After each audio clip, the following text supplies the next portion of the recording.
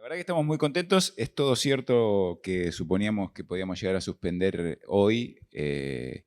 Y también supusimos, y bien, que tal vez había mucha gente que se estaba viniendo de algún lado a verlo a Cacho y que los íbamos a dejar araca, dicho en francés.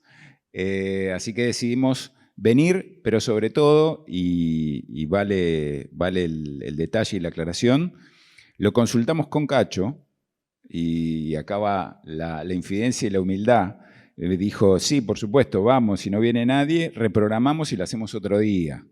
Pero no hay ningún problema, ¿cómo vamos a dejar a la gente esperando? Así que por eso estamos acá y por eso creo que ustedes están acá también, porque Cacho, además de un gran maestro, es un tipo muy querible y muy humilde. Con Gianni yo había dicho al principio que los cracks hacen que uno piense que las cosas son al revés que la lógica, ¿no? O sea, en vez de que uno en fútbol es más lo que pierde que lo que gana, un crack hace pensar que en realidad uno gana más que lo que pierde. Yo agregaría que este ciclo que se nos ocurrió entre amigos, de casualidad, mirando originales, mirando material de ustedes, estoy convencido que hablo por los tres, por Federico Reggiani, por Fabián Salazar, pero también por José María y toda la gente de la biblioteca. En algún punto es un homenaje dinámico, porque es un homenaje charlado y ameno, pero también es un regalo que nos hacemos a los nenes que fuimos y que, en mi caso, decidieron ser historietistas leyéndote. Así que, sin mucho más, pido un fuerte aplauso para Cacho y vamos a empezar la charla.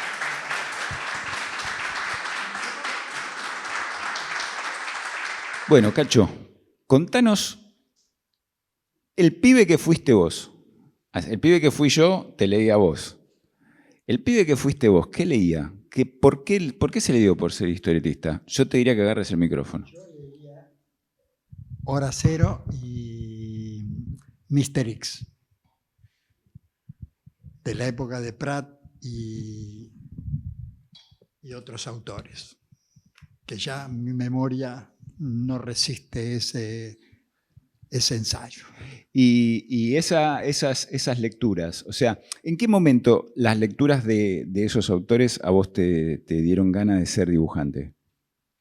Y todo el tiempo. Es decir, yo leía y en el momento en que estaba leyendo las historietas me imaginaba a mí mismo dibujando en el futuro. ¿Y vos dibujabas siempre? Ya había empezado a dibujar, sí. Sí, yo tenía 10, 12 años y ya intentaba dibujar.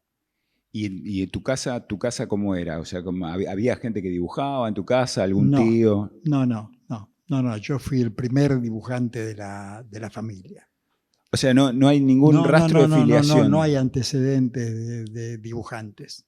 No. Es interesante eso. Vos sabés que suele suceder que no hay dibujantes y de golpe y porrazo aparece un dibujante. Claro, sí. Después están las familias típicas como la de Brecha, que son prácticamente todos dibujantes, sus hijos.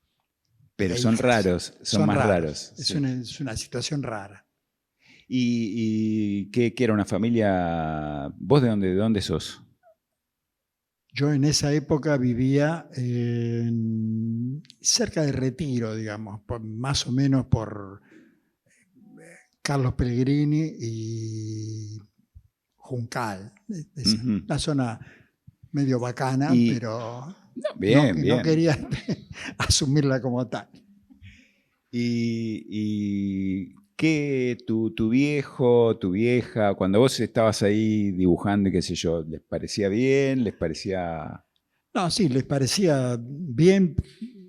Digamos que un poco también el hecho de ser el chico que estaba dibujando, que hacía algo, entonces les parecía que merecía, digamos, la contención y no te digo el aplauso, pero sí Pero te alentaban. Sí, me alentaban. ¿Y fuiste a estudiar dibujo? No, al principio de todo yo iba a lo que era en ese momento una biblioteca barrial, a 2, 3 cuadras de mi casa, y ahí empecé a dibujar con una maestra, pero más bien yo me acuerdo que eso era, incluso tengo todavía dibujos de esa época, que eran más bien inclinadas a la plástica. O sea, la intención era enseñarme a dibujar pensando que iba a ser un plástico, no un historietista. ¿Y vos ya en ese momento tenías ganas de hacer historieta? Sí, sí, sí. Ah, claro. Algo que suele pasar cuando vas al... Siempre, sí, sí, sí, sí. ¿Y en qué momento? O sea, ¿tenías algún otro amigo, algún otro compañero que le gustaban las historietas y que también quería dibujar o algo por el No, estilo? nada. Lo mío fue absolutamente espontáneo, algo silvestre. ¿Y en qué momento, o sea, en qué momento haces el salto y decís, o decidís, o la situación decide por vos, en todo caso, hacerte historietista o ir a estudiar historieta No, yo después sí, más adelante, ya cuando tenía como 20 años, fui a los cursos de Breccia, Alberto Breccia, vos empezaste a cursar con él? con él. Yo te voy a preguntar todo. ¿Y qué te encontraste? ¿Con quién ibas? ¿Quiénes eran? ¿El curso ese en dónde era? Eso era en un instituto que se llamó IDA, que era, la sigla era Instituto de Directores de Arte. Una cosa rara porque más bien se iban a dedicar o había un ambiente de dibujantes publicitarios. Pero no sé por qué razón, yo ahí fui a ese lugar y estudié o me preparé para ser dibujante de historietas. ¿Pero el curso era de dibujo de historieta? Sí, Con Alberto.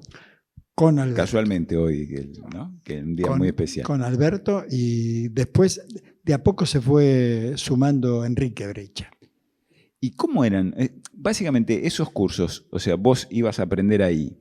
¿Qué te enseñaban? ¿Cómo plantar la página? ¿Te enseñaban técnica?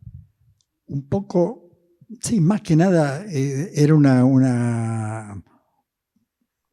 una idea general de cómo aproximarse a la historieta. O sea, Breccia hablaba muchísimo sobre la observación, de cómo tenía que ir captando uno los gestos de los distintos, los transeúntes, la gente que viajaba en colectivo, por ejemplo. Y yo a partir de eso empecé a seguir esos consejos, ¿no? de ir observando y viendo. Él siempre decía, un latiguillo que tenía Breccia, que decía siempre que la gente es toda distinta. O sea que cada individuo es una unidad. Entonces, a partir de eso, él nos enseñaba o nos mostraba que había que observar mucho en la realidad circundante como para ir viendo que las caras eran todas distintas y que uno podía ir aprendiendo de eso. Y después sí vino toda la parte más teórica del plantado de página, todo eso. Y imagino yo que, o sea, viendo tus páginas y viendo tu manejo del blanco y negro, ¿no? De esas sombras muy expresionistas por momentos. Imagino que ahí tuvo que ver, o sea, es tu primer acercamiento a ese tipo de comprensión del dibujo, cómo pensarlo. Sí. Bueno, desde ya que a mí siempre me gustó mucho el trabajo de Alberto Breccia. Entonces eso yo lo tenía siempre presente y lo seguí mucho. Después, a partir de eso también, en ese mismo curso, nos mostraba páginas de Mort Cinder y demás que deslumbrantes, ¿no? O sea, vos veías los originales de él. Sí. ¿Y él cómo laburaba? ¿Cómo eran los originales de él? O sea, la pregunta va más allá del original de Alberto. Cuando uno lee historieta y es un nene, habitualmente se hace la idea de cómo puede llegar a ser ese dibujo, pero en realidad lo que ve es un impreso, ¿no? Claro, totalmente. Sí. ¿Qué te pasó la primera vez que viste originales profesionales? O sea, en el caso, además de Alberto Breccia. No, claro, no, eso fue impactante, obviamente. Sumado a que él aparte describía cómo los hacía, le gustaba mucho hablar de su propio trabajo. Y entonces él decía, por ejemplo, que en algunos bosques de Morcinder, él decía que se mojaba el dedo con saliva y arrastraba la tinta, todas cosas así caseras, que uno también eso alimentaba un poco la fantasía de la proximidad con ese trabajo. Y de ahí vos empezás a tener tus primeros trabajos profesionales. O sea, de ese curso surgen o salen los primeros trabajos profesionales tuyos. No, en realidad los primeros trabajos míos fueron para la editorial Columba. Ahí trabajé bastantes años. ¿Pero fuiste ayudante o algo antes? No. No. O sea, y es la primera editorial que vos vas a presentar material, esa editorial Columba. Sí. Con el apadrinamiento de Antonio Presa, que era un tipo que sabía muchísimo de historieta, y él fue el que me sugirió que fuera a llevar alguna muestra de trabajo a la editorial. ¿En dónde había visto material tuyo él? ¿Cómo? ¿En dónde había visto dibujos tuyos, Presas? ¿Vos? Nada, en el intercambio, cuando yo había empezado a trabajar ya en la editorial. Ah, o sea, vos, pero vos vas a la editorial. ¿Caes a la editorial? ¿Así? Sí, de alguna manera sí. Y empezás a trabajar. ¿Eso cuántos años tendrías vos en ese momento? Eso fue, yo tendría 22 años por ahí. ¿Y qué es lo primero que empezaste a hacer? ¿Guiones de quién eran? De guiones de Robin Wood. De Robin Wood. Sí. ¿Y eran seriados o eran capítulos unitarios? No. Lo primero que hice en realidad fueron capítulos unitarios de historietas sueltas, sin ningún tipo de serie ni nada que las contuviera. Así que eso, pues, primero que nada, fui haciendo unitarios. ¿Y cómo de distinto tipo, con guiones. Siempre me acuerdo más bien de Alfredo Grassi, que era uno de los guionistas que yo ilustré. Y nada, Moraín también. Con Moraín también laburé bastante. En esa primera época. En esa primera época. ¿Y cómo era habitualmente, cómo era la dinámica de trabajo con Columba? O sea, vos ibas a retirar los guiones. Iba a retirar los guiones y a partir de eso, bueno, yo me sentaba y agarraba el papel y dibujaba. ¿Y los guiones? O sea, ¿cómo era? O sea, ¿te estipulaban de alguna manera cómo tenías que armar la página? ¿Tenías un límite? No, en eso eran bastante más, daban bastante más libertad de lo que uno se podía imaginar a partir de los conceptos tradicionales sobre la editorial Columba, ¿no? Que parecía que eran sumamente conservadores y demás, pero no, eran bastante libres en ese aspecto, no había demasiado encorsetamiento. O sea, vos, en definitiva, entonces la puesta en página que nosotros vemos en tus trabajos de Columba son decisión tuya. Sí. Hay una decisión tuya de esto de las 3 calles y demás. Y te pregunto, vas avanzando en esos guiones, vas teniendo esos guiones. ¿En qué momento empezás a sentir vos que estás encontrando un estilo, que hay un pulso ahí tuyo? Tu trabajo, o sea, de los primeros trabajos, todos los dibujantes tienen evolución. ¿En qué momento vos sentiste que estabas como armando un terreno tuyo estilístico? Es decir, como que ya estaba madurando la posibilidad de dedicarme a la historieta profesionalmente. Claro, o sea, desde el principio a ya estar publicando y que te vas dando cuenta, bueno, estas cosas soy yo, digamos. Sí, es muy difícil de determinarlo el momento, sobre todo porque es como una interacción constante entre lo que uno va haciendo y esa referencia hipotética de futuro profesional. ¿Y cómo te llevabas con el coloreado de Columba? Mal. ¿Mal? Mal. Sí, sí, sí. ¿Lo hacías Sobre vos? todo porque había que hacerlo con lápiz de color sobre una máscara, una cosa. Pero no te gustaba el resultado.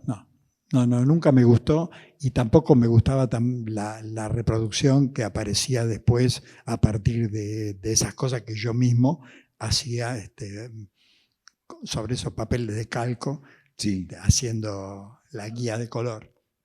Y imagino entonces que tu trabajo en blanco y negro, básicamente, digamos, no tenía en cuenta el color. O sea, el color era como una inconveniencia en el medio. Claro, era un inconveniente, sí, exactamente, sí.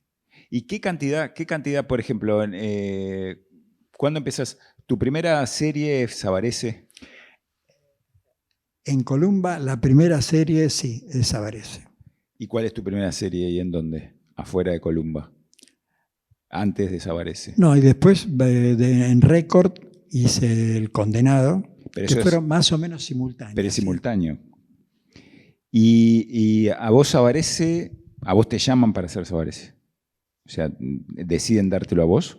Sí, me invitan, digamos, a hacerlo a partir, ya te digo, sobre todo mi relación con Presas, que era un tipo muy insistente y aparte un tipo que conocía mucho de historieta. Eso no quiere decir que por eso me haya elegido a mí, pero en realidad era un tipo que sabía muchísimo de historieta y lo demostraba en la conversación circunstancial que teníamos. Pero él toma, o sea, la idea de dónde surge. ¿Surge de Robin? ¿Surge de Presas? O sea, de hacer una historieta de mafiosos o de un policía durante la ley seca o... Sí. Sí, de alguna manera es un poco una mezcla de esas situaciones, de ambas cosas, tanto de Presa, viendo que yo tenía un cierto carácter dramático en cuanto al dibujo y que eso podía llevar a hacer un trabajo como el de Sabarese. ¿Y ustedes tenían pensado, supongo yo que, porque de entrada no sabes qué va a pasar con eso, después claro, se transforma en un éxito, pero ¿vos tenías alguna idea? Mira, te cuento una pavada. Una vuelta Caloi me contó cuando tuvieron que dividir, cuando a él le pidieron que arme un proyecto de la página de Clarín, la que todos conocen, y él hizo un asado en su casa y llamó a sus amigos. Y entonces uno de los primeros que llegó fue Fontana Rosa, y cuando le dijo, ¿qué, querés una tira con un personaje? Y dice, no, dame un cuadro sin personaje porque esto ¿cuánto va a durar? Era el año 73, digamos, ¿no? Bueno, por eso te pregunto, ¿vos qué pensabas? O sea, cuando empezaste a hacer Sabarese, ¿tenías alguna idea? La verdad que no. Yo sí tenía la idea de dedicarme a la historieta. Eso sí lo tenía clarísimo de entrada.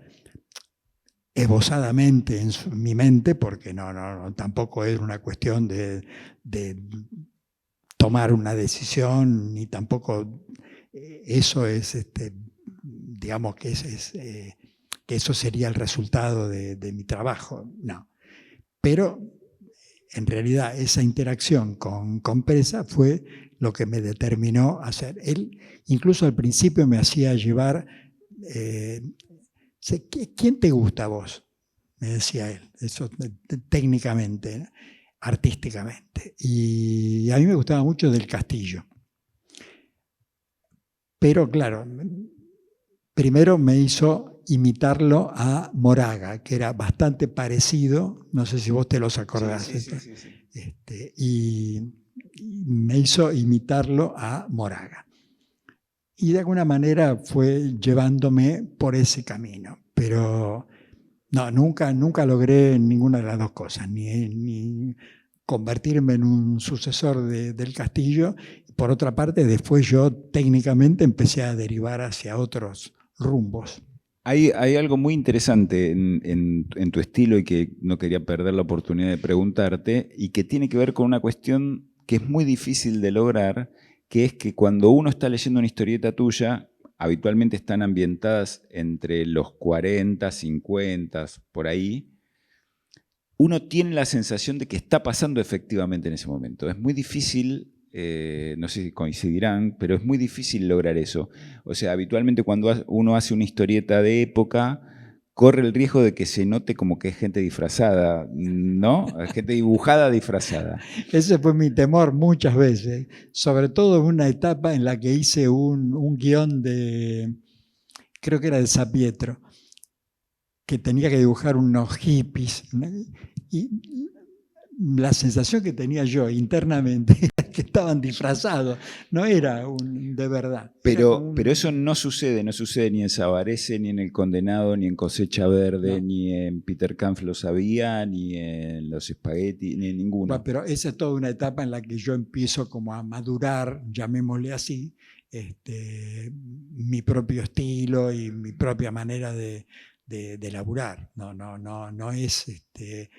No surge espontáneamente, eso surge con la interacción, con el trabajo y con la editorial misma, ¿no? Y te consulto, ¿vos trabajás con mucha documentación? Sí. ¿Sí? Sí, soy bastante maniático en ese aspecto. ¿Que tenés mucha documentación tanto de fondos, ciudades, sí, ropa? A partir de ahora, ya después con internet, ya empezás a buscar otro tipo de nutriente en cuanto a la documentación, porque ya uno a partir de eso empieza a buscar cosas intencionadamente y tratando de ver por dónde va la época. Y sobre todo traté de mantener, digamos, de generar un estilo propio. Que eso es otra cosa que también te podía comentar, que en realidad en un momento dado yo empecé a imaginarme a mí como si fuese a tener pronto, o sea, con cierta premura, una urgencia interna mía de tener un estilo. O sea, eso yo empecé a sentir que eso ya era como una necesidad. Eso sí lo percibí en un momento determinado. ¿Fue de casualidad ir llevándolo hacia esa sensación, esta cosa de película noir de los años 40? ¿O fue sucediendo porque lo que te pedían era de esa época? No, fue sucediendo, eso fue sucediendo, porque yo lo fui buscando a partir de una interacción, primero con los guiones mismos, porque eso, una vez que ya arrancaste, o sea, me resulta también difícil de hacer un límite, sí, entre el momento en el que yo me veo a mí mismo como la posibilidad de generarme a mí como un estilo propio y demás. Esa fue una búsqueda durante un lapso que era también la de encontrar un estilo. Y yo siempre lo miraba mucho a Carlos Vogt. Carlos Vogt. ¿Carlos? Sí. Él, yo lo veía como muy profesional y muy solvente en cuanto a lo que yo podía entender como estilo. Y yo lo miraba, y leí muchísimas historietas en la época de Columba, como mucho. Admiro mucho a todo el trabajo de Carlos, realmente. Y Mi novia y yo es una de mis historietas favoritas. Así que sí, por eso me quedé y digo, Carlos. Y te hago una consulta, yendo más a lo técnico, ¿qué tamaño trabajabas habitualmente? ¿Era el tamaño Columba, que era casi una 3, un poquito Sí, menos? era una página grande en esa época, pero después rápidamente empecé a achicarlo, empecé a hacer, digamos que el papel más o menos es como si fuera un A4. Este tamaño que estamos viendo acá, Claro, ¿verdad? sí, sí, sí, Sí. estas.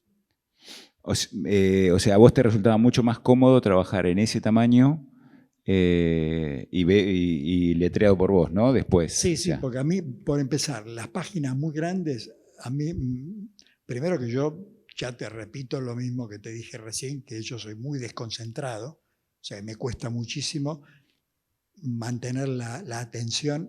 Entonces, una página muy grande me desperdigaba más conceptualmente, o sea, que me costaba mucho más moverme en una superficie que para mí era grande. Y entonces a partir de eso fue que empecé a buscar un tamaño. ¿Y bocetás en la página? Sí, ¿Bocetás sí, en sí, la no, página no, yo voy directamente? directamente, voy a hacer el dibujo, no hago un boceto. Durante una etapa sobre todo de cosecha verde, Sí. ahí hice bastantes veces, bastantes páginas, las resolvía en chiquito haciendo bocetos. Después no, después No, directamente en la después página. directamente sí, sí. Plantás el Sí, lápiz. sí, sí, ya planto el lápiz directamente, aparte porque me encuentro mucho más cómodo, sobre todo por tirarme a la pileta, digamos, ¿no? Por trabajar sobre el verdadero papel, el original. Y el entintado, ¿qué lo trabajas con tinta china En común? su momento, sí, yo trabajaba con pluma Sí. y pincel, siempre con tinta china. Después lentamente empecé a incorporar un poquito de agua para ir buscando, sobre todo en la etapa de superhumor. Decimos Ahí, aguada para que se vea más así, con grises y valores diferentes, ¿no? exactamente, bueno, algo de lo que se ve acá. Antes era tinta china sin nada de Tinta agua, pero china, tampoco la nada, licuabas para que sea más dinámica, nada. Era nada, era en blanco y negro puro. bien, qué interesante. Pincel y pluma. Sí. Pincel y pluma. ¿Y cuál era más o menos, el promedio de velocidad? Que es algo que se suele hablar, se suele preguntar mucho. Bueno, yo llegué a un momento que el récord mío era de hacer 3 episodios de 8 páginas cada uno, o sea, Sí. 24 páginas en el mes. Pero eso ya fue una cosa extraordinaria, una especie de... O sea, una página de estas por día prácticamente. Sí. Bien, eso, claro, ¿qué era? ¿Estabas haciendo Columba, Récord? Sí, Columba y Récord más o menos simultáneamente, porque esas cosas más o menos fueron parejas en el tiempo. Y después de todo este recorrido en blanco y negro que venís teniendo, en donde te peleabas con el color que te tenías que poner ahí con un calco para Columba, hay algo muy llamativo que es que tu generación, entre muchos títulos que le ponemos, lo llamamos como que son los genios del blanco y negro, ¿no? O sea, comprenden perfectamente cómo es una composición en una página, siempre todo está compensado, toda la dinámica funciona y vos te pasás al color. Y eso, con todo el respeto que me merece toda la generación y admiración, suele y ha sido una inconveniencia y en muchos casos un problema. O sea, no han tenido los resultados tan solventes en color como en blanco y negro. Incluso eso aplica a humoristas gráficos. Kino sería un buen ejemplo, ¿no? Y vos no, vos de golpe y porrazo empezás a trabajar y tus resultados en color tienen no solo que se ven con la misma solvencia que los de blanco y negro, sino que es exactamente el mismo estilo pasado a color. O sea, está toda la misma atmósfera y todo lo demás. ¿Cómo fue eso? ¿Por qué fue?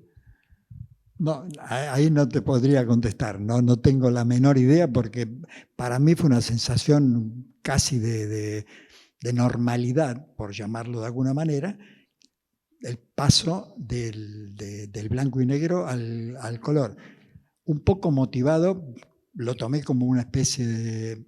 A mí desafío es una palabra que dentro de lo profesional nunca me gustó, pero lo tomé de alguna manera como una especie de prueba de que podía hacer eso. Pero eso la primera vez que lo hice fue para Delcourt, que fueron muchas páginas. Estaba programado para hacer 3 libros, que después finalmente el último no se hizo. Quedaron 2 libros solos de esa, que fue una historia que se llamó La Guerra de los Magos. Pero vos hacías color, o sea, vos en tu No. casa, por tu cuenta, ¿te ponías a hacer Sí, algo? a veces practicaba un poco con distintos materiales, a veces con pastel, a veces con coloreando, con lápices de acuarelables, ese tipo de cosas así, tirándome a la pileta para ir probando, sobre todo cuando empezaba a hacer ese trabajo para Francia. Pero, ¿y cómo fue tu decisión de qué material te convenía? O sea, ¿qué técnica te convenía como para calcular? O sea, habitualmente uno hace el cálculo de cuánto le lleva a hacer. Eso sobre todo lo hice a partir de un comentario que hizo Nine, Carlos Nine, que me dijo que la acuarela era fácilmente modificable, o sea que uno podía, si se equivocaba, podía metiéndole agua, ir levantándolo un poquitito y modificando el color. Eso fue lo que me dio la pauta de que podía mantenerme en el color en ese sentido. Y utilicé acuarela justamente por esa razón. Pero yo lo que usaba era acuarela en pomo, no en pastilla. ¿Y por qué razón? No ¿Qué tengo te gustaba idea. más? No tengo idea. No era porque habías probado las pastillas y te gustó menos. No. Probé, por supuesto, que uno siempre hace pruebas de esas características y probé entonces, pero me parecía inmanejable. Entonces, no. Aparte la técnica de la acuarela requiere mucha agua y a mí me resultaba hinchastroso, ¿viste? Era una cosa de difícil resolución, meter tanta agua en el original. Y sobre todo, bueno, después por supuesto que en el momento ese compré papel adecuado, de un O sea, ahí gramaje cambió el importante. tamaño del papel y Sí, todo. tamaño de papel y las características mismas del papel. Y te hago una consulta. Supongamos, vos hacías una página en blanco y negro, ¿no? Entonces, capaz, pregunto a ver si era así. ¿Plantabas primero los valores negros más fuertes, todos juntos, digamos, por ejemplo? Sí. ¿Sí? Y Sí, después sí. ibas... Sí, incluso con lápiz yo iba marcando ya, armando lo que podía ser llamarle un boceto, como intención de hacer una terminación de página. Y después lo propio con el pincel y con la pluma y vas como resolviendo la página en su Tal conjunto. cual. ¿Con la acuarela haces lo mismo o vas trabajando cuadro por cuadro? O sea, hay una idea de coloratura. Ahí era un poco también cuadro por cuadro, porque la acuarela lo que pasa que requiere también una cierta, digamos, para no pasar por encima de otro cuadro, tiene que estar seco. Aparte a mí esas cosas me sacaban de quicio porque me costaba mucho, yo tengo cierta impaciencia para trabajar. Entonces me costaba mucho disciplinarme como para no tener que pasar la mano por arriba de otro cuadro cuando estaba todavía fresco. Entonces eso me resultaba imposible. Me interesa esto porque no se me hubiese ocurrido nunca. ¿Sos de los dibujantes urgentes, digamos, los que tienen que poner, si dibujan? ¿O sos de los dibujantes esos que como que tienen como un romance con el dibujo? Cierta displicencia en general y sobre todo ahora que tengo una desconcentración monstruosa. Entonces me cuesta un montón. Pero explícame la displicencia.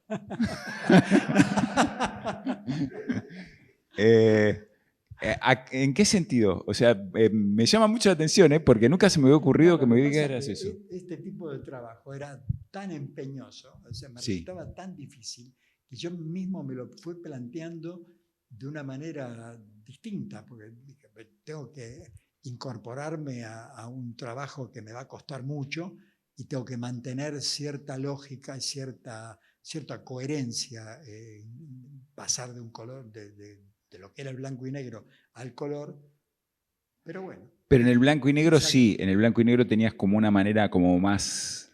Y me resultaba como más fácil, más simple para mí manera de encarar el laburo, pero en realidad con el color me pasó más o menos lo mismo. O sea, si vos ves ahí está todo muy trabajado y hay algo de blanco y negro incorporado también. Sí, sí, por O sea, supuesto. como una especie de iluminación permanente, un dramatismo Y te hago que te hago una consulta. Otros trabajos tuyos, además de Sabarese, que son, creo yo, muy significativos, por lo menos acá como lector, a mí en su momento me había llamado mucho la atención, creo yo, por la enorme, el enorme homenaje y meta historieta que tenía Peter Kampf, lo sabía, ¿no? Por ejemplo.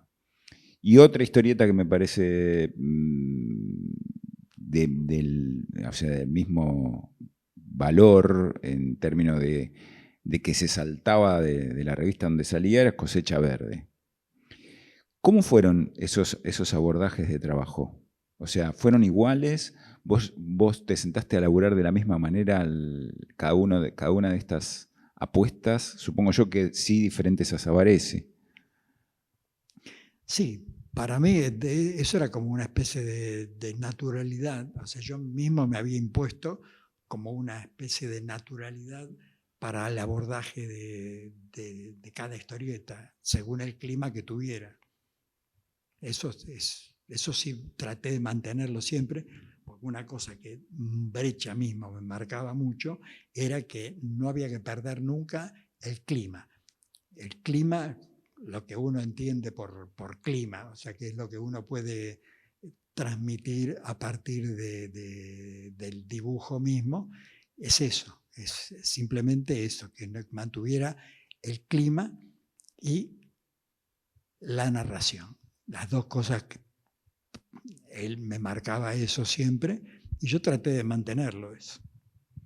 Y se cuenta, la leyenda cuenta que hay una anécdota de Cosecha Verde referido al guión. Ah, Es sí, la ¿sí? noche. Ah, es cierta. Eso es totalmente cierto, sí. Entonces contala que va a ser mejor en tus... Claro, porque yo en un momento le dije a Carlos, en el guión, digo, pero esta noche no termina más. Digo, Porque él nunca te había porque aclarado que no, claro, no terminaba el día, no sé, no empezaba el día siguiente. O sea, que era una noche que era interminable. Y como me había gustado la imagen, la secuencia esa, que necesitaba reducir, mejor dicho, resolverlo a partir de la noche. Y entonces eso me llevó a meterme más en ese asunto y mantener esa noche interminable, que fue lo que dio lugar a ese comentario que en un momento yo hice respecto a eso. Digo, pero esto no termina más. Digo, ¿cuándo empieza el día? es eso que Carlos te lo justifica diciendo que en las dictaduras no amanece nunca, ¿no? Bueno, Claro. sí, sí. Sí, sí, sí, muy... eso con respecto a los guiones, por ahí habías traído un guión, yo te había preguntado bastante con respecto a los guiones. Eh, ¿Quiénes eran más obsesivos y menos obsesivos de los guionistas con que trabajaste? ¿Quiénes eran los que más te daban opiniones y cuánto vos dabas bolilla? Acá supongo yo que entre el público debe No, haber dibujantes. lo más obsesivo con los que yo trabajé fueron los guiones franceses de esta historia. ¿Sí? Sí, sí, porque era una cosa Pero a ver, no, ¿a qué nivel? insufrible, era muy difícil. a pesar de que yo tenía la amiga esta, que era de la editora, que me iba llevando tranquila, guiando por los senderos extraños, me iba diciendo, ella siempre me recomendaba una cosa que a mí siempre me molestó, que era alejar la cámara, que para mí es una tortura, porque yo tengo la tendencia más bien a acercarla a la cámara, a hacer primeros planos, cosas por el estilo. Pero ella me insistía en que, porque la concepción francesa, en realidad, es como de una obra de teatro.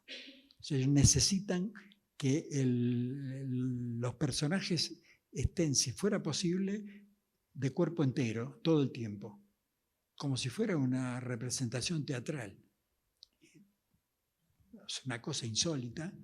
Ya el mismo Chaplin en un momento decía eso, algo parecido, que decía como el momento de la irrupción del cine, había que hacer planos cortos, porque ¿no? Decían siempre que como si le faltaban las piernas a los personajes. Pero en los guiones te aclaraban todo, a tamaño de plano, todo en estos guiones. No, porque yo tampoco soy medio rebelde para esas cuestiones, entonces no me dejo llevar del todo por esa razón, pero de alguna manera iba haciendo como unas fintas extrañas como para ir yendo y viniendo y pudiendo resolverlo con cierta normalidad en la relación mía con el guión. Y el guión de esa historia, en realidad, estaba hecha, en su momento, eso iba a serlo Trillo, pero en ese momento hubo un inconveniente y lo terminó haciendo un italiano con el que también después me hice amigo personal, que es Dalprá. Y con él incluso intenté aprender a hablar en italiano, o sea, me animé a largar en esas charlas larguísimas en viajes de auto que me llevaba él en Roma y en Nápoles, a llevarlo adelante eso, y la verdad que para mí fue natural. No recuerdo que haya habido un problema de clima o de temática con respecto a eso.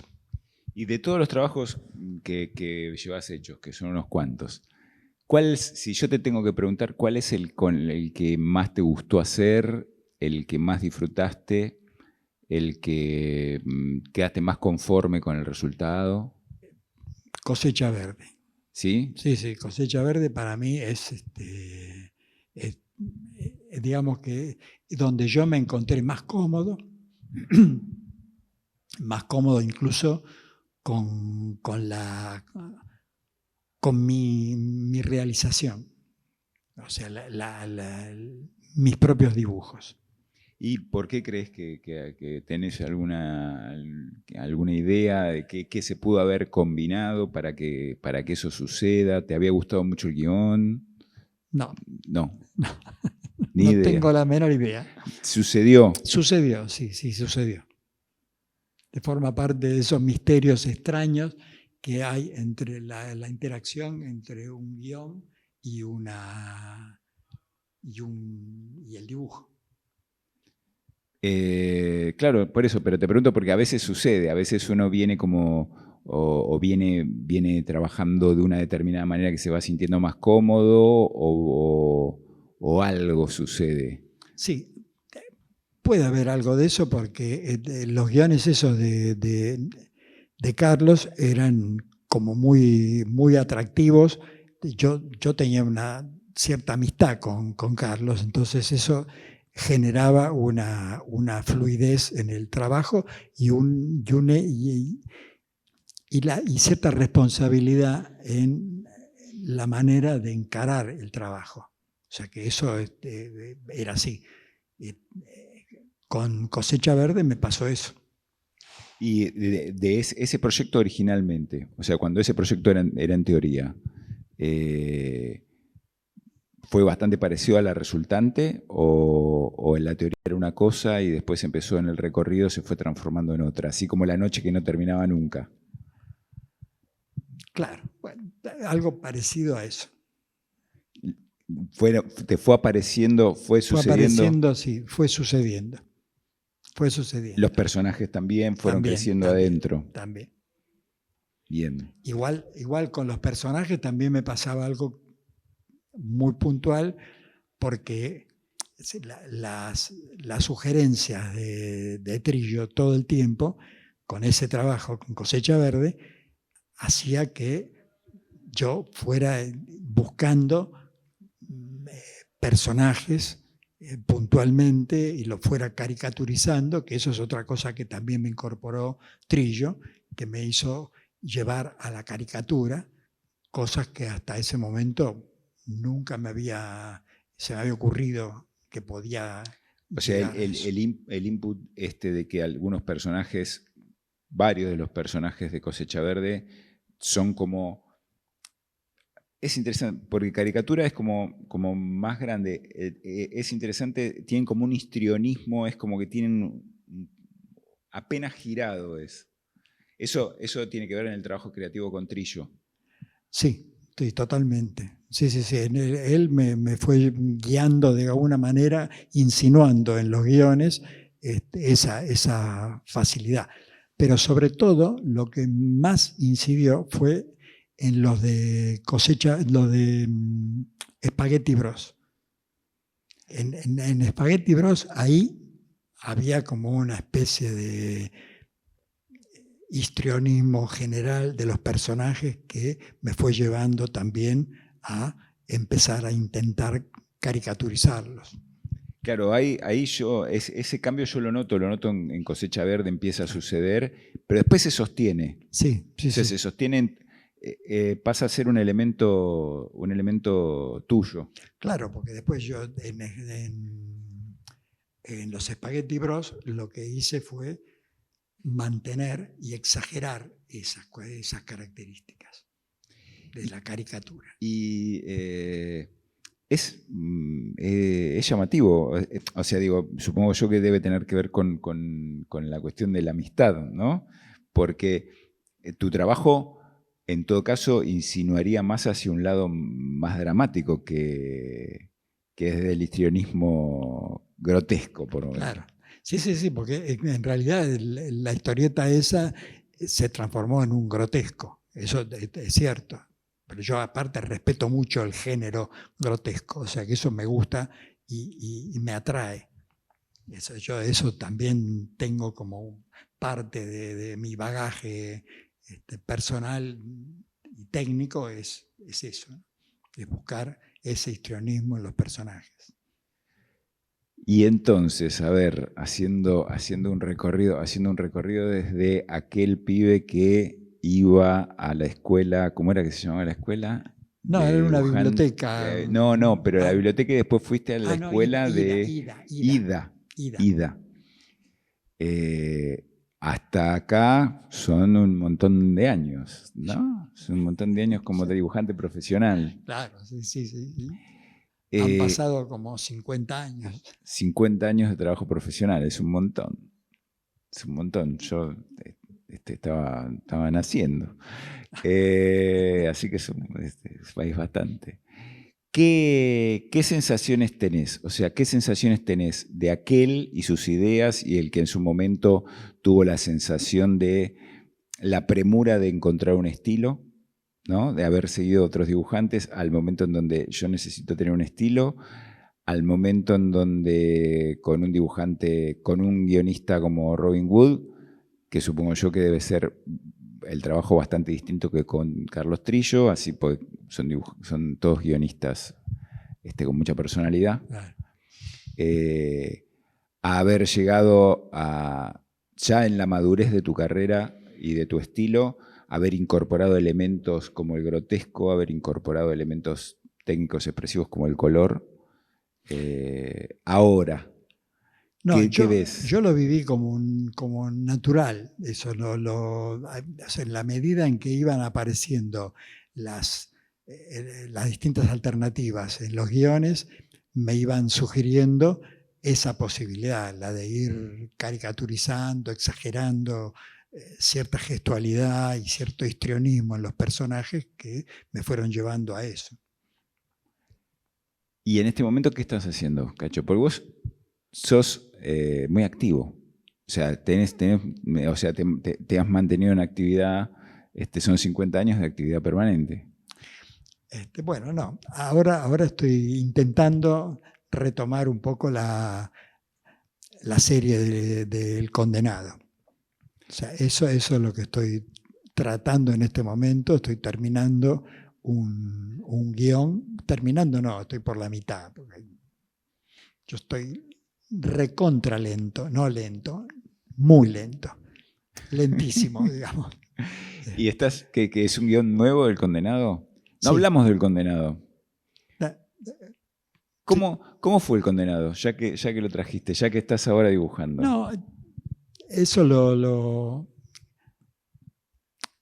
siempre me gustó. Me gustaba la idea, el comienzo, un comienzo medio extraño de una situación muy puntual, en que el tipo estaba acusado de haber matado a alguien y que después, bueno, se termina en Cayena, justamente, de ahí el nombre en Italia, que se llama Cayena, porque terminó estando en una prisión en Cayena, justamente, que era donde iban a parar los presos franceses en esa época. ¿Y cómo desarrollaste los personajes? Eso tampoco te lo pregunté. ¿Cómo solés plantarte a la hora de pensar un personaje? O sea, el guionista te da, no sé, en el caso de Sabarese, bueno, además Sabarese de nene va creciendo, pero en el caso de Cosecha Verde, que además tiene muchos personajes muy fuertes, en el caso del Condenado también. Claro. O sea, el Condenado es así, bigotudo, y qué sé yo, de la nada surge, le empezás a probar cosas, tomás de referencia a algún actor? No, en realidad no, eso fue, digamos que lo inventé a partir, porque en su momento no tenía esos bigotes el personaje. Cuando arranca la historia era un tipo así de cara limpia, sin bigote. Después lentamente empecé a incorporarle eso, tampoco sé por qué, no. Es inútil rascar ahí. Va sucediendo. Va sucediendo. El iguana también, o sea, va sucediendo. O sea, supongo yo que eso es parte de este grotesco cada vez más fuerte, más excesivo, más... que es como un grotesco que conversa en el caso de Cosecha Verde con el realismo fantástico, ¿no? Tal cual. Y... No me trabé, estoy pensando. Y te hago otra consulta. ¿En qué momento vos sentís, o sea, en qué momento vos sentís que la historieta la tenés abajo del brazo? O sea, ya está y ya está andando. O sea, por ejemplo, vos empezaste Cosecha Verde, empezaste Sabarese, empezaste El Condenado. Bueno, ¿en qué momento vos la naturalizás la historieta y ya la tenés con vos y sabés cómo... Como quien pisa la pelota. Exactamente. ¿En qué momento? ¿Cuánto? ¿Más o menos siempre pasa lo mismo o depende cada...? No, eso es un ida y vuelta de la relación con cada guión en cada momento. No, eso depende también del estado de ánimo que tenga uno, las distracciones que me suelen acometer últimamente. Eso es... No, eso para mí siempre lo viví con naturalidad. O sea, siempre mi relación con la historieta me resultó simple, fácil. O sea, directamente abordás el trabajo Sí, y va sucediendo sin ningún problema. No tal tenés cual. ningún recorrido de de conversación con el estilo, con tu propio estilo, acomodándose al guión o algo por el estilo? No, a veces sí, porque también es cierto que con el correr de tantos años de laburo es prácticamente imposible no tener altibajos o circunstancias, incluso con el propio guión, porque por más que con Trillo hice mucho tiempo de guiones, en realidad recién con Sacomano, ahora, últimamente, con el que estoy haciendo El Condenado, eso realmente ahí es donde empiezo también a incorporar con naturalidad todo este asunto. Sí, no. Para mí todo eso es como un continuo, como un fluir de las cosas. No tengo la sensación esa de estar pautando en cada momento una cosa distinta. Y tengo una consulta como para ir cerrando y para abrir la puerta que puedan preguntar toda esta gente que vino nadando hasta acá, abajo de este diluvio. En la época en que vos te hiciste dibujante, en la época en que la historieta cundía por los kioscos y demás, también lo que sucedía es que los dibujantes con sus lectores tenían una relación muchísimo más distante. Claro. O sea, no sabían, no había tanta información directa, incluso los lectores no sabíamos cómo eran las caras de los dibujantes. Es más, cuando yo empecé a hacer historieta, en realidad ahí lo que circulaba en los comentarios populares era que la historieta estaba muerta. Cuando vos empezaste. Cuando yo empecé. O sea que es algo que se dice todo el tiempo. Sí. Hay un tipo que está todo el tiempo diciendo eso, básicamente. Sí, ¿no? Sí. Era como una especie de vox populi que se decía que la historieta era un género. ¿Pero eso muerto. En qué año? 70, más o menos. Y ya decían que estaban. Sí. Mira vos. Pucha, no me avisaron a mí. Menos mal que no le llevé el apunte. Pero en realidad estaba equivocado. Que yo en ese momento intenté hacer ilustraciones, sobre todo encaradas como si fuera para intentar hacer trabajos de publicidad. O sea, ¿vos te fuiste a la publicidad en esa época? No llegué a hacer nada específicamente publicitario, salvo 2, 3 cosas así sueltas, pero con el correr del tiempo. Pero asustado porque te habían dicho que la historieta estaba muerta. Sí. Bien. Y mi pregunta es, además de que te habían dicho que la historieta estaba muerta y vos dijiste, Dios mío, ¿en qué momento tuviste el ida y vuelta con el público y darte cuenta que estabas teniendo, o sea, que tenías muchos lectores, que tenías un montón de gente que te seguía, que compraba la revista por más que eran antológicas, porque iba a salir tu historieta? Claro, una nota de color, por ejemplo, fue estar sentado en el tren. Yo en esa época, en la época en que viví en Padua durante tantos años,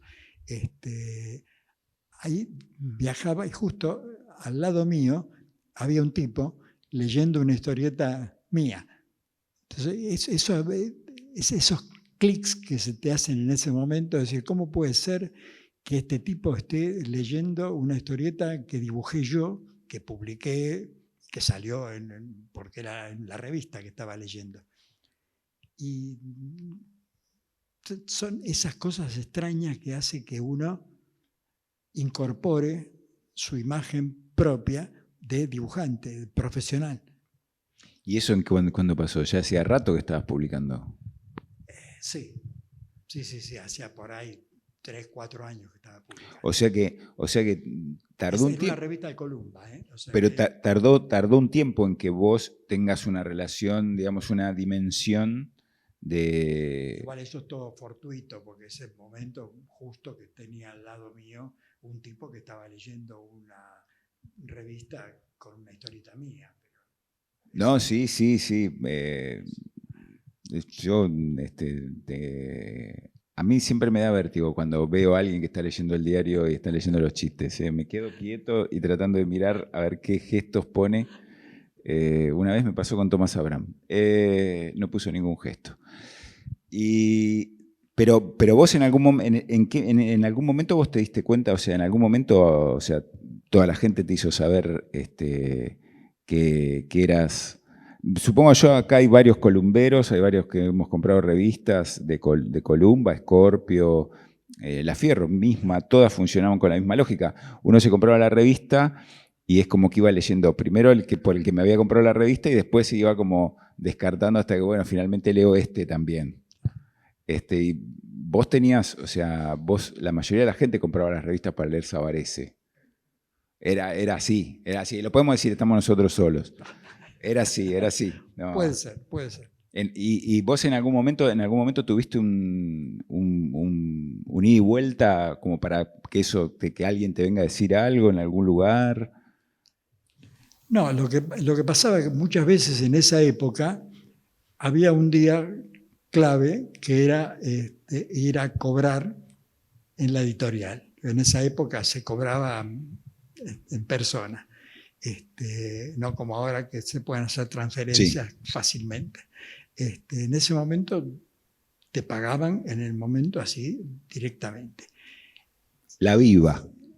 Exacto, exactamente. Y eso fue casi también natural, porque no había un ida y vuelta concreto de como para tomar, hacerse a la idea de que uno era ya un profesional. Eso fue una cosa, yo siempre tiendo como a naturalizarlo todo. Eso yo también me doy cuenta que es así, sobre todo ahora en esta charla, me doy cuenta que para mí todo es natural. Sí. No lo es. No, espero que no. No lo es. Pero bueno, ahí vos te diste cuenta que eras profesional y te diste cuenta que, supongo yo que Presas te diría, ¿no? O sea, qué sé yo, que eras uno de los dibujantes estrella de Columba. Sí, de alguna manera sí hubo un momento en el que yo me di cuenta que ya estaba entrando en un rango distinto, que fue la etapa en la que justamente me ofrecen hacer esa serie, que fue Sabarese, que fue la primera serie en Columba que hice. ¿Y tenés idea cuántas páginas tiene Sabarese? No. ¿No? ¿Cuántos años la hiciste, Sabarese? A ver. Yo empecé en el año 78, creo, si no me equivoco. 78, 79. Porque hubo una simultaneidad entre Record y Columba. Y bueno, por empezar, el guión que estoy haciendo ahora de El Condenado, claro, pero vos me estabas preguntando en realidad por no sé cuántas páginas tenés del Condenado. ¿Cuántas páginas del Condenado? No sé, son... Miles. 150 capítulos, más o menos, que lo que estoy haciendo ahora es el número 150, pero ya hubo una etapa anterior que no se contabiliza históricamente, porque es la etapa de Record. O sea, nada más que de eso ya tenés 1500 páginas. Pero o sea, más de 2000 páginas. Claro. ¿Y Sabarese más o menos? Sí, porque son 8 páginas por episodio. O sea que si son 150 capítulos, son... Más la anterior, sí, 1500, sí, son un montón. Miles de páginas. Pasaron 1000. Bueno, yo creo, a mí se me han ido agotando las preguntas. Supongo yo que debe haber algunas preguntas más entre el público. Si vos te parece bien... Sí, me parece perfecto. Vamos a dar la posibilidad de que el público haga preguntas. No, yo en general sí, a veces utilizo a algunos de mis hijos, sobre todo cuando eran más chicos y me daban pelota, pero ya después con el correr del tiempo, no, de eso recurría más bien a las fotografías, y ahora mucho a Internet. La verdad que en Internet uno busca y puede hacer la pregunta al Google de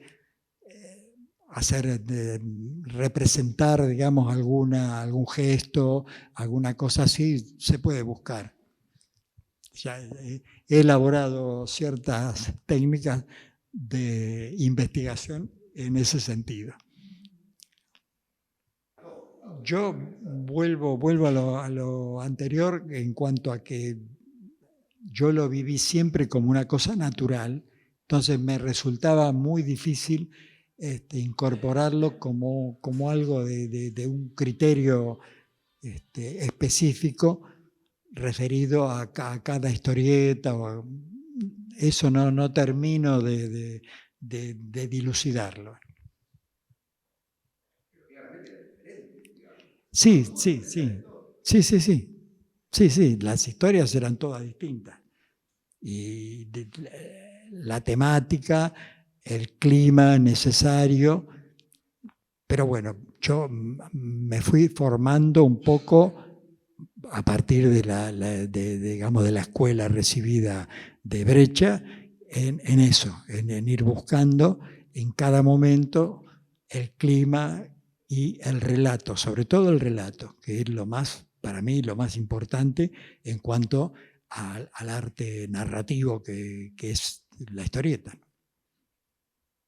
No, yo con algunas técnicas, por ejemplo, en Cosecha Verde yo utilicé mucho lo que se llama goma de enmascarar. O sea que ese fue el efecto ese que muchas veces se ve que es como si fuera un grabado, que se dibuja con pluma, claro, y después aparece como una especie de línea doble, pero ¿eh? Claro, porque después la técnica requiere ponerle esa goma de enmascarar con pluma, yo generalmente lo usaba con pluma, y después de eso se saca, se entinta primero, y después se le saca la goma esa, como para que después quede el efecto grabado.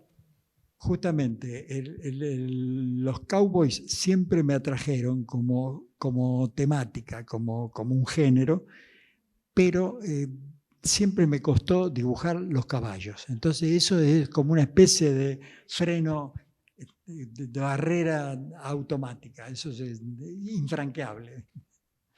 Claro, no, pero yo, claro, sí, con Trillo, por ejemplo, teníamos una relación amistosa, entonces, sí, así hacíamos mucho intercambio. A la vieja usanza, en esa época era mucho por mail, mail, una cosa, una antigüedad absoluta. Anterior a eso, porque eso era con Piñón Fijo, era una historia. Las mudas es toda una etapa en la que yo laburaba, ya no me acuerdo para qué editorial, pero esa era una historia totalmente muda, nada que ver con ningún argumento, porque Piñón Fijo sí tenía un texto que acompañaba como canciones, esas cosas medio extrañas, pero las mudas eran mudas absolutamente, y a mí me había terminado gustando, porque la primera vez, el primer guión era para que lo dibujara Carlos Kilian. Y yo dije, menos mal que no me la dieron a mí. Y sin embargo, a partir de eso, yo terminé dibujando bastantes episodios de las historietas mudas. Y me gustó, terminé gustando de ese laburo. Macaño lo que tenía era un trazo de pincel espectacular. Era un gran pincelista. Y él me acompañó, me nosotros vivimos mucho tiempo cerca, en Padua, muy cerca de él. O sea, éramos del mismo barrio y nos encontrábamos muchas veces, y entonces él mismo me fue guiando en el manejo del pincel. Y por eso también esa similitud. Siempre, eso fue durante mucho tiempo. Siempre me remito a las viejas enseñanzas de Prat. De Breccia, que en realidad lo que me decía que había que entender a la zona de las arrugas como un gris. O sea, ese intercalar pinceladas oscuras, o sea, pinceladas negras, con blanco en esa zona, eso iba a dar un gris. Y que había que tener siempre presente que eso iba a ser un gris. Lo mismo que los globos. Los globos son otro gris en medio de ese contexto de la historieta que aparentemente es todo blanco y negro, pero esas cosas había que tenerlas siempre presente. Eso nos marcaba siempre Breccia, que había que tener presente eso como para ir armonizando y que no chocara una cosa con la otra. A pesar de esa referencia que hice a Arturo del Castillo, que siempre me deslumbró y me sigue gustando mucho ver dibujos de él, nunca me gustó del todo hacer tramas o incorporar las tramas que suelen hacerse con, ahora ya es una antigüedad, las Rotring y ese tipo de cosas. Pero a mí eso no me gustó. El que sí manejaba extraordinariamente eso era Enrique Breccia.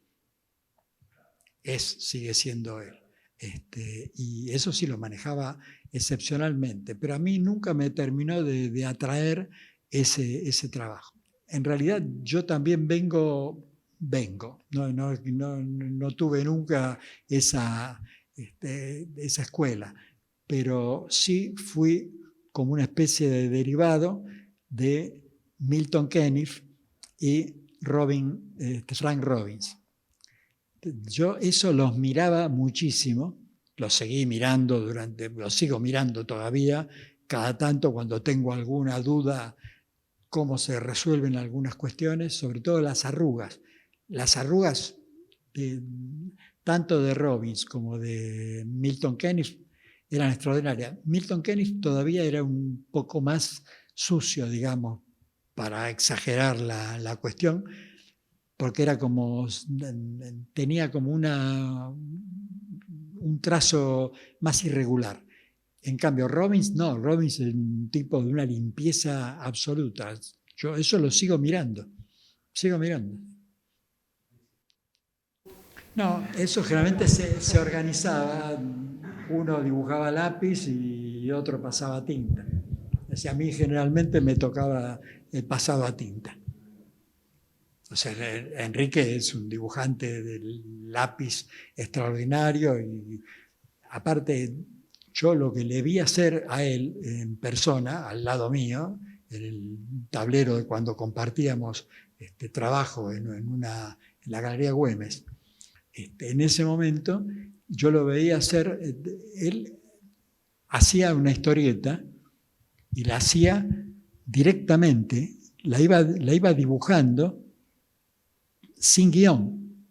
O sea que él armaba una historia a partir de un guión que tenía en la cabeza y la iba dibujando directamente. Era una cosa extraordinaria, sí. Sí, eso yo pocas veces lo vi. Pero en general cada uno siempre dibujó en su casa. Y eso yo todavía ahora me sigue pasando. Ya no en Padua, sino acá en Almagro. Bueno, entonces lo que voy a pedir es un fuerte aplauso para Cacho.